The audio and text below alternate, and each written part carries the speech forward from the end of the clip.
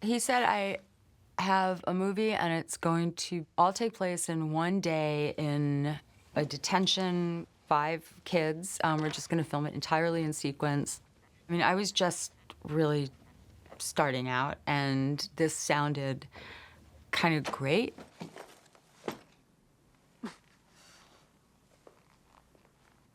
The first thing I remember about meeting him was his sneakers.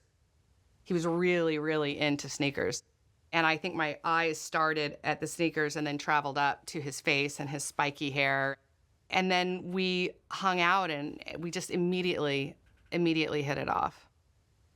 I do remember reading The Breakfast Club, and I adored that movie. I mean, I absolutely was crazy for it. But he didn't actually ask if I would be a part of it until we were just about finished with 16 Candles. The part that he was originally considering me for was Allison. And that was just not the part that I wanted to play at all. I wanted to play, Claire, and she was originally called Kathy.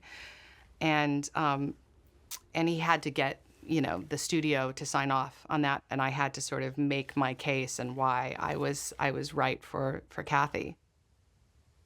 I have a deep connection with Allison. When he was describing the characters to me, the character that I felt the closest to was, in fact, Allison, and definitely not Claire.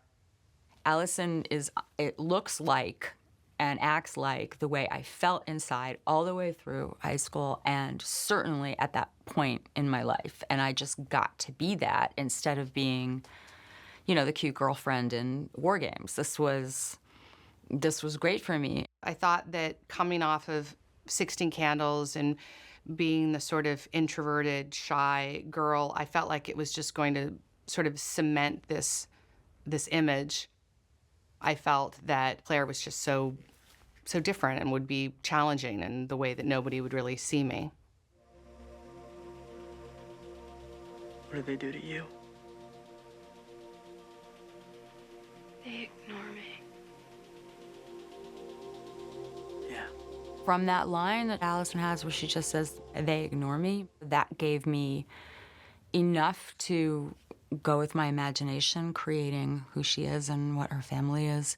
He really let me work with Marilyn Vance and figure out what this character looked like. I felt like I could make up everything about Allison for myself. The thing about John Hughes that was so special and that made the movie what it is how open he was. He let me come in and just go with whatever was happening, and he would just love it. I didn't feel judged. I didn't feel criticized. I just thought, oh, great, okay, I'm just going to become this character and not worry about it. Saturday, March 24th, 1984. The first script of The Breakfast Club was incredible. I mean, I'd never read anything like it. It almost seemed more like a play. It just really moved. The characters were all really distinct. But then he kept rewriting it based on notes from the studio or notes from the producer, from different people. The script that we then were supposed to film was very different than the original one that I had read. It was still good. I mean, still better than the majority of, scripts out there, but just wasn't as interesting to me.